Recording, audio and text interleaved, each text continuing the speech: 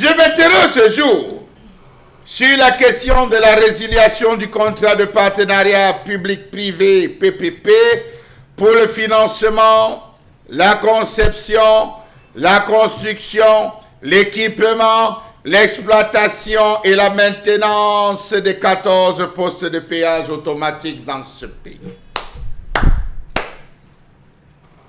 L'État du Cameroun a récemment signifié à son partenaire la résiliation du contrat de partenariat public-privé attribué le 24 avril 2019 au groupement français FAYAT, Razel Beck et Aegis Project pour le financement, la conception, la construction, l'équipement, l'exploitation et la maintenance des 14 postes de péage automatique sur certaines routes bitumées.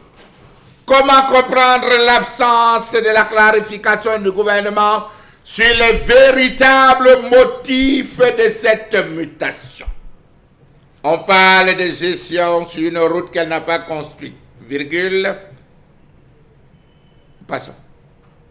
Pourtant, on sait que le projet d'automatisation des postes de péage routier avait été déclaré éligible au régime de contrat de partenariat le 5 avril 2016 sur la base d'une étude technico-économique à partir de l'AFPD. Pourtant, on sait qu'il a aussi reçu la non-objection du Conseil d'appui à la réalisation des contrats de partenariat, CARPA, expert de l'État en matière de PPP, et un avis favorable de soutenabilité financière du ministère des Finances, par ailleurs co-signataire avec le ministère des Travaux publics du contrat de Tolkam.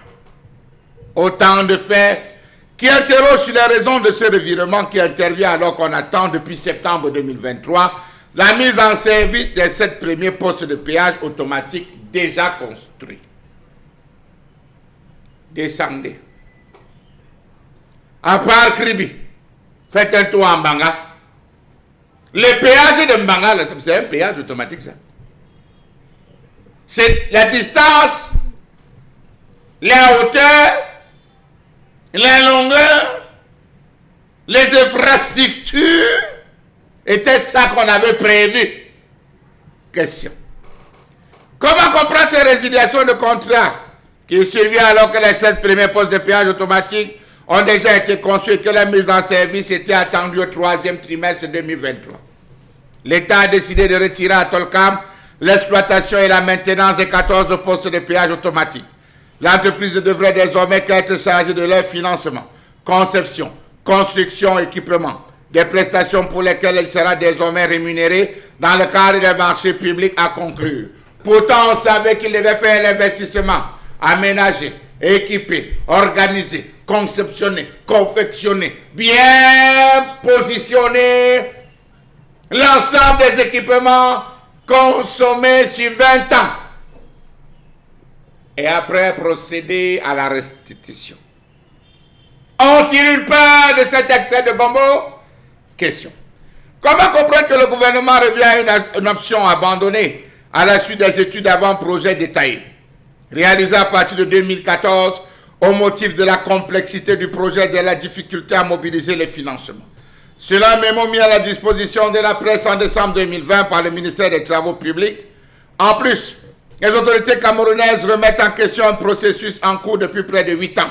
Si l'objectif était loin de l'autonomisation, rappelons-nous du complexe industriel-portuaire de Kribi, il y a quelques mois encore se posaient bien des questions sur cette automatisation des péages routiers avec tout ce que cela occasionnait.